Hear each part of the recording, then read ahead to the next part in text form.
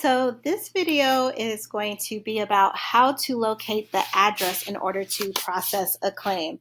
So I'm just going to click the list for this county, and it's a little bit convoluted because it kind of like has each one running into each other.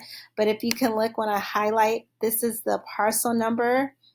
And then this is the amount, and I kind of highlighted one right here in the yellow. So the parcel number, also known as the APN number, is right here, which is 190140137, and the overage amount is $15,000.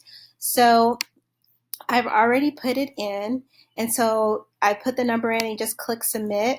And what you will get is the actual property address. So this is just a little quick tip if you were to get a list and it only gave you the parcel number, also known as the APN number.